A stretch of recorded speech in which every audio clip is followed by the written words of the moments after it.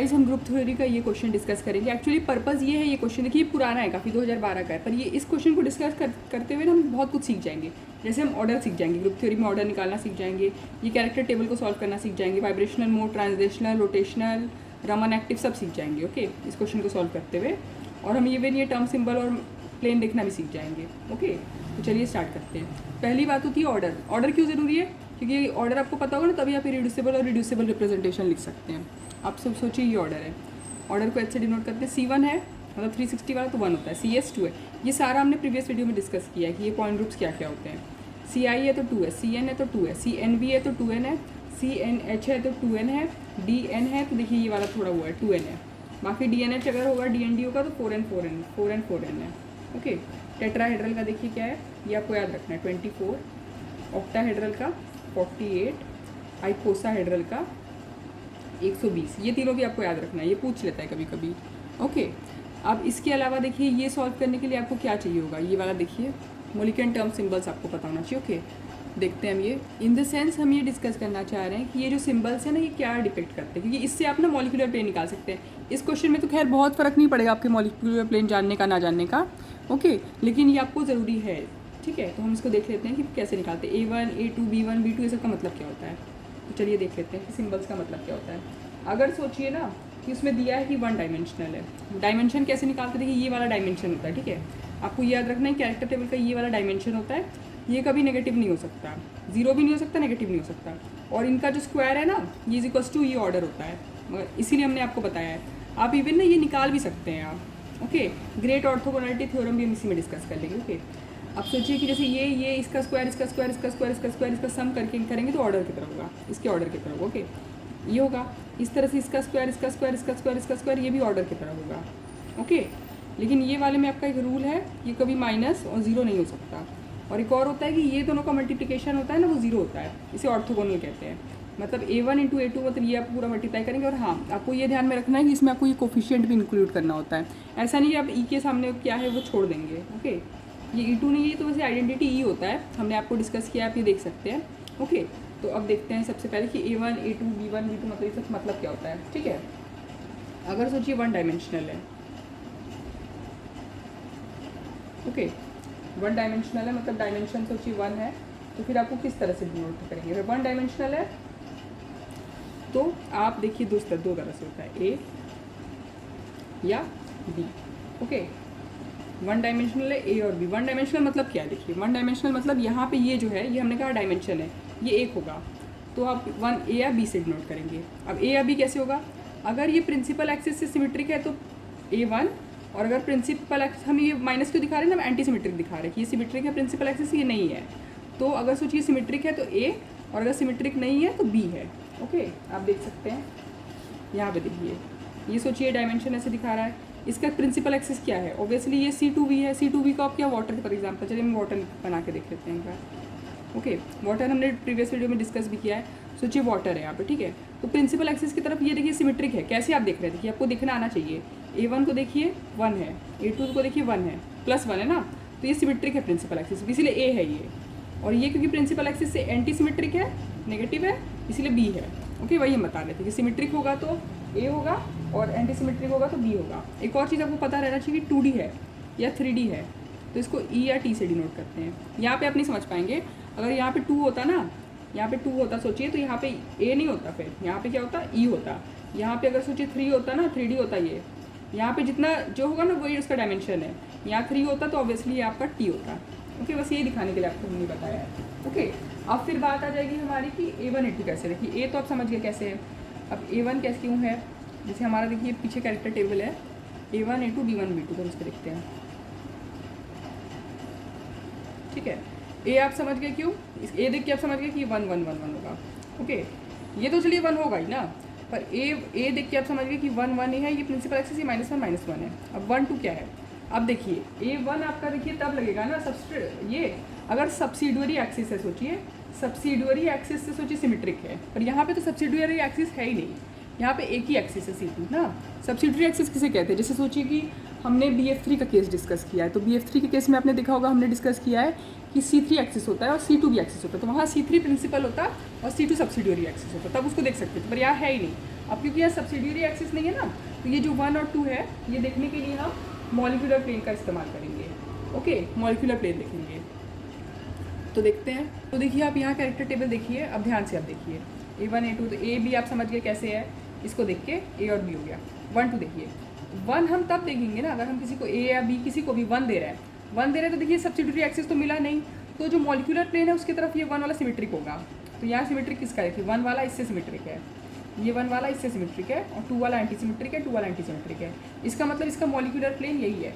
बस ये दिखाने के लिए ना हमने आपको ये पूरा इसी वीडियो में बता रहे थे हम, बस ये दिखाना था हमें कि आपको मॉलिक्यूलर प्लेन पहचानना आना चाहिए। अब कैसे समझेंगे कि मॉलिक्यूलर प्लेन है, हमने कहा ना कि ये इसका 1 है ना, इसका मतलब 1 है, 1 दिखा रहा है कि सब्सिडियरी एक्सिस नहीं है, तो 1 वाला मॉलिक्यूलर प्लेन से ही सिमेट्रिक है। तो 1 यहाँ 1 मतलब क्या, ये सिमेट्रिक है, ये एंटी सिमेट्रिक है, सिमेट्रिक एंटी सिमेट्रिक, सिमेट्रिक है, तो मतलब यही इसका मॉलिक्यूलर प्लेन है। और 1 वाला इससे भी सिमेट्रिक है।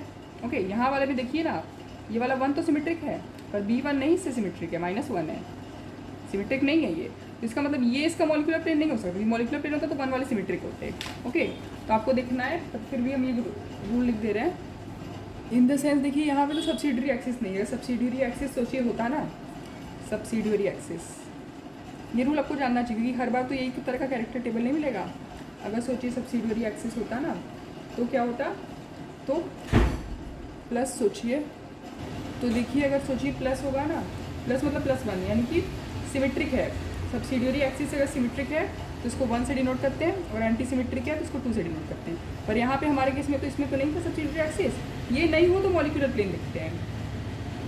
ओके, ये नहीं था इसलिए मॉलिक्यूलर प्लेन देखा हमने। अब तो मॉलिक्यूलर प्लेन से अगर सोचिए सिमेट्रिक है तो 1, एंटी सिमेट्रिक है तो 2।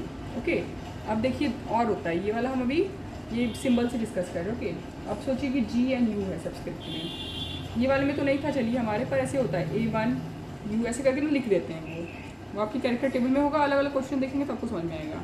ओके, तो अगर सोचिए molecule has centre of symmetry, if molecule has centre of symmetry तो G, और अगर नहीं है सोचिए सेंटर ऑफ सिमेट्री तो अनजेरेड। ओके, -1 है तो अनजेरेड, +1 है तो G। जेरेड अनजेरेड तो आप वैसे भी जानते हैं। ओके, इसके अलावा से देखिए ये वाले में देखिए सब्सिडियरी एक्सिस में आपको मॉलिक्यूलर प्लेन कंसीडर करना पड़ा, पर वैसे भी सोचिए कि अगर सब्सिडियरी एक्सिस था किसी में और इस वाले पॉइंट तक आप नहीं पहुँचे, मतलब जैसे BF3 के केस में ना, उसमें प्रिंसिपल एक्सिस होता है, सब्सिडियरी भी होता है, तब आप मॉलिक्यूलर प्लेन को यहाँ नहीं लेंगे। तब अगर आप मॉलिक्यूलर प्लेन लेंगे तो सोचिए कि अगर मॉलिक्यूलर प्लेन है,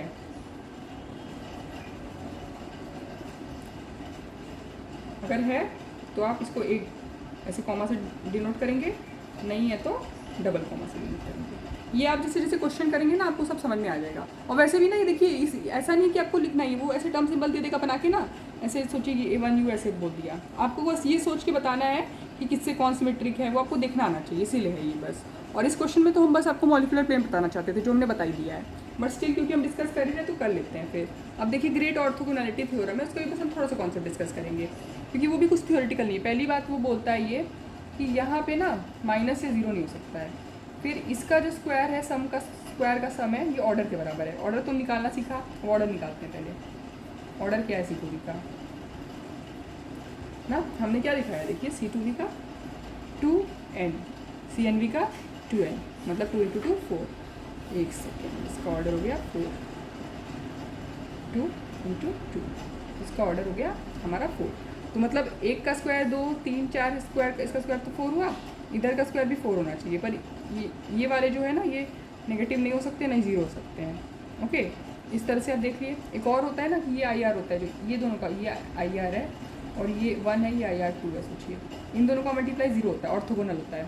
IR1 × IR2 = 0। सिर्फ ये नहीं, ये चारों, ये इसको मल्टीप्लाई करो, इसको करो, इसको करो, इसको करो, 0 होता है। इससे आप क्या होता है ना, कभी कभी कैरेक्टर टेबल में अननोन दिया होता है, उससे आप निकाल सकते हैं।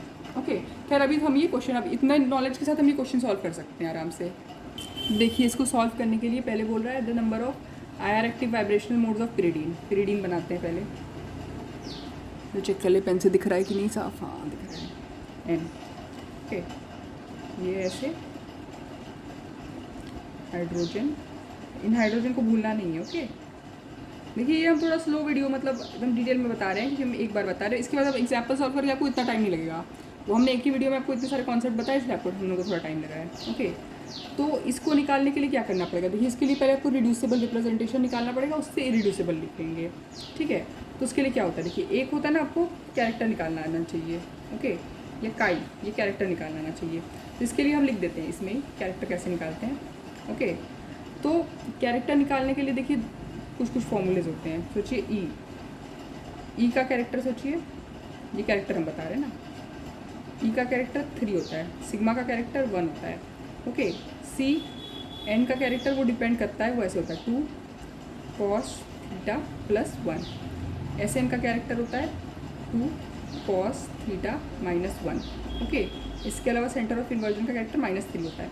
इतना नॉलेज है ना आपके पास, क्योंकि देखिए ये तो वैसे भी थियोरेटिकल है, ये सब नहीं पूछने वाला आपसे। इसको देखिए मैट्रिक्स से पूरा सॉल्व कर सकते हैं, मैट्रिक्स बना के सारा निकाल सकते हैं, और कोई ज़रूरत नहीं होता है। इतना आपको पता है ना, इससे आप कैरेक्टर निकाल लेंगे। ओके, एक देखिए कैरेक्टर होता है। ओके, कैरेक्टर के बाद नूसा होता है। सोचिए एक्चुअली तो नूसा को ऊपर लिखते हैं, पर यहाँ तो मल्टीप्लाई करना है NUSA। नूसा क्या है, नंबर ऑफ अनशिफ्टेड एटम्स। ओके, अब हम सारे का निकालेंगे, देखिए कैसे। आइडेंटिटी लिखना है यहाँ पे, लिखा C2 लिखा, सिग्मा भी हम निकाल लिए कि मॉलिक्यूलर प्लेन है, आप देख लीजिएगा सिग्मा V डैश डिस्कस का प्लेन है। इसको देखो वाटर के एग्जाम्पल में किया आपने ना। अच्छा, ये C2 भी, सॉरी इसको पीरियडिन, सॉरी इसमें दिया हुआ है ना, हम इसको वाटर के एग्जाम्पल से नहीं देख सकते क्योंकि पीरियडिन पता ही है। ठीक है, तो इसको इससे नहीं करेंगे। कभी कभी क्या होता है ना, ऐसे पीरियडिन नहीं लिखा होता है, ऐसे ही बना के दे देंगे, तब आप अपने हिसाब से एग्जाम्पल ले सकते हैं। ठीक है, चलिए देखते हैं। आइडेंटिटी हमने पहले ही आपको लिखना बता दिया, इसका 3 होता है, आइडेंटिटी का सॉरी कैरेक्टर 3 होता है। C2 का कैसे निकालेंगे, देखिए हम दिखा देते हैं। C2 मतलब क्या है, थीटा इज इक्वल्स टू देखिए 360 अपॉन 2 180 तो 2 cos थीटा प्लस 1 कितना होगा, देखिए 2 इंटू ये सोचिए क्या होता है, -1 होता है, into -1 plus 1 is equals to -1 ना। तो इसका -1 है, इसका 1 है, इसका 1 है। ये हमने बताया है आपको कि इसका प्लेन का 1 होता है। इस इतने के थ्रू हम ये लिख लिए। न्यूसा क्या है, नंबर ऑफ अनशिफ्टेड एटम्स। ठीक है, अब हम आपको ये अच्छे से विजुअलाइज करवाएंगे। चलिए पहले हम लोग क्या मान रहे हैं वो देख लेते हैं ना, कि किस प्लेन को क्या मान रहे हैं। वही हम जो पहले से आपको दिखाएं, y है, ये x है, ये z है। ओके, इस तरह से हम पहले भी मान रहे थे, वैसे ही मानेंगे। समझ रहे हैं ना, मतलब ये दोनों प्लेन पे है, xz प्लेन पे है, y देखिए परपेंडिकुलर है ऐसे। ओके, अब देखते हैं नंबर ऑफ अनशिफ्टेड एटम्स। तो ये जो आइडेंटिटी है ना, इसके इसमें कोई शिफ्ट नहीं होता। तो टोटल एटम्स काउंट करिए पहले, टोटल एटम्स कितना देखिए 6, तो ये है रिंग पे 6 7 8 9 10 11, इसमें 11 ही होगा अनशिफ्टेड, क्योंकि वो है ई है। C2, इसका C2 कहाँ है रीडिंग का, ये पानी की तरह आपको इसको इमेजिन करके, इसका C2 ये वाला है, देखिए ऐसे करेंगे। सोचिए आप सोचिए, इसका C2 ऐसे होगा, ये ऐसे है इस तरह से ऐसे घुमाएंगे तो ये C2 है। मतलब हम बताना चाहते हैं कि C2 अगर सोचिए C2 को लाओगे, बिकॉज C2 आप अप्लाई किए ऐसे करके ना, तो कितना आइटम अनशिफ्ट हुआ, देखिए ये जो इस लाइन पे है ना वो अनशिफ्टेड है, क्योंकि देखिए इसको ऐसे घुमा रहे हैं ऐसे करके, तो ये इस तरफ जा रहा है, ये इस तरफ जा रहा है, मतलब ये वाले पूरे आइटम्स इस तरफ जा रहे हैं, ये इस तरफ जा रहे हैं। लेकिन जो इस लाइन पे है ना वो नहीं शिफ्ट हो रहा है, क्योंकि वो तो प्लेन पे ही है, अरे लाइन पे ही है ना, एक्सिस पे है, तो वो कहाँ शिफ्ट हो रहा है, वो ऐसे ही रह रहा है। तो देखिए कितना है, 1 2 3 अनशिफ्ट है यहाँ पे। अगर आप सोचिए C2 लगाए 3।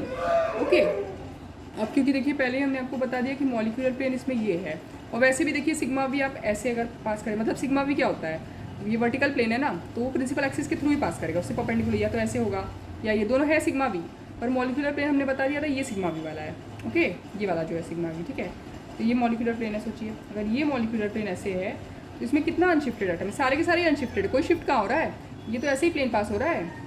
आपको ये बहुत ध्यान से देखना है, क्योंकि ये वाला तो फिर भी ये डिफिकल्ट एग्जांपल ही है, पर इससे भी एग्जांपल और पूछते हैं, जैसे ब्यूटाडाइन का पूछते हैं, सिस ब्यूटाडाइन का पूछ लेते हैं, तो वो सब थोड़ा और टफ होता है। तो बेटर है कि आप देख लीजिए, देखिए ये वाला प्लेन पास होगा ना, तो कोई भी मॉलिक्यूल, जो कोई भी आइटम है जो वो शिफ्ट नहीं होगा। आप देखिए यहाँ पे 11 ही है जो अनशिफ्टेड है। कैसे देख रहे हैं आप, देखिए अब आप देख सकते हैं यहाँ पे, देखिए आप समझ गए ना, ये अगर ऐसे प्लेन है तो कोई भी शिफ्ट नहीं हो रहा है, पर ये वाला प्लेन है, सोचिए ऐसे वाला, तो यहाँ पे देखिए ये दोनों तो ये तरफ तो शिफ्ट होगा ना, ये इधर शिफ्ट होगा, इधर का हाइड्रोजन इधर शिफ्ट होगा, कार्बन शिफ्ट होगा, लेकिन जो ये प्लेन पे है वो शिफ्ट नहीं होगा। प्लेन पे कौन है आप देख सकते हैं, ये स्केल से हम दिखाएं अगर ऐसे प्लेन पे कौन है, ऐसे भी एक्सिस भी ऐसा ही था, प्लेन पे 1 2 3, ठीक है, 3 यहाँ पे शिफ्ट नहीं होगा। यही है नंबर ऑफ अनशिफ्टेड आइटम, बस इसे मल्टीप्लाई करना है और ये आपको देता है रिड्यूसेबल रिप्रेजेंटेशन। ठीक है। 33 हो गया, -3 हो गया, 11 हो गया, 3 हो गया, ठीक है। इतने से करने से आपका रिड्यूसिबल रिप्रेजेंटेशन निकल गया। अब हमें इरेड्यूसिबल रिप्रेजेंटेशन निकालना है। ओके, इरेड्यूसिबल, ये देखिए ऐसे सिंबल है, कैसे निकालते हैं देखिए। इसके लिए हमने ऑर्डर निकाला था, ऑर्डर आपको पता है 4 है, सारे के लिए अलग अलग निकालना पड़ेगा। जैसे देखिए A1 का अगर हम सोचिए निकाल रहे हैं, A1 का कैसे होगा, 1/4 होगा, ठीक है। आपको बस इतना फॉर्मूले के टर्म्स में लिख के देखने की जरूरत नहीं है, इतना आप कर लेंगे तो हो जाएगा। देखिए 1/4 है, फिर किसको किससे मल्टीप्लाई कर रहे हैं, देखिए A1 निकालना है ना, A1 निकालना है। तो ये जो रिड्यूसिबल रिप्रेजेंटेशन हमने निकाला था, इसको इसको इसके कोफिशिएंट से और इससे मल्टीप्लाई करना है। इसका तो 1 है कोफिशिएंट, तो कोई बात नहीं, यहाँ सब 1 है, यहाँ इतना दिक्कत नहीं होगा। पर कहीं अगर सोचिए 2 अगर हो गया ना, 2 हो गया या फिर कुछ और हो गया तो आपको दिक्कत हो सकता है। पर यहाँ 1 है तो डजेंट मैटर, उतना कोई खास फर्क नहीं पड़ेगा। ओके, तो अब देखिए 1 इंटू 1 इंटू 33, तो 33 हुआ, -3 इंटू 1 इंटू 1 -3, 11। अब देखिए कहाँ से गलती में ना मल्टीप्लाई करने में हो जाती है, ये तो ठीक है। -3 इंटू 1 इंटू 1, ये देखिए 1 इंटू 1 इंटू, देखिए 1 into 1 into 11 plus 11।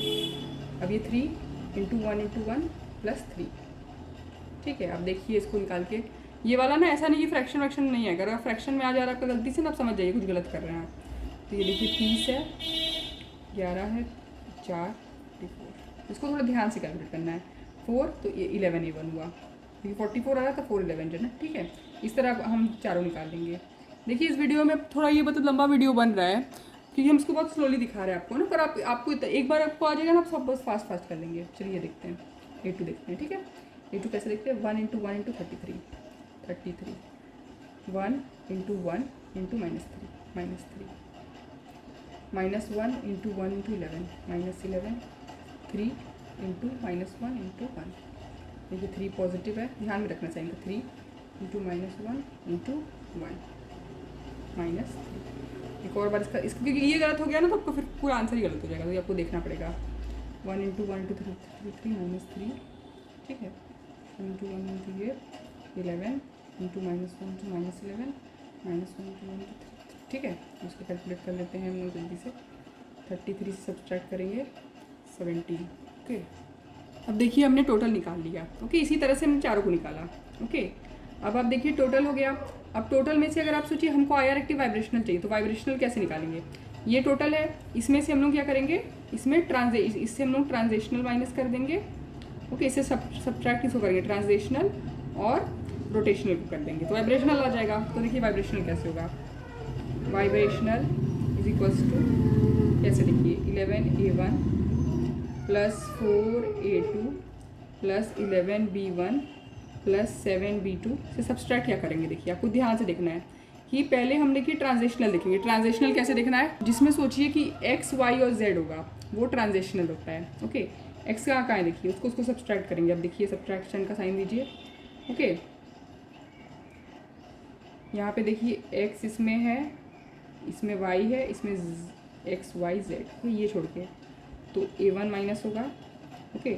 B1 minus होगा, B2 माइनस होगा, अभी प्लस में लिख रहे हैं पर माइनस कर देंगे, ओके। ये हमारा कौन है, ट्रांजेशनल चला गया XY Z के साथ। अब हम सोच रहे हैं रोटेशनल कैसे देखते हैं, रोटेशनल ये R वाला होता है, RY RX RZ, ओके।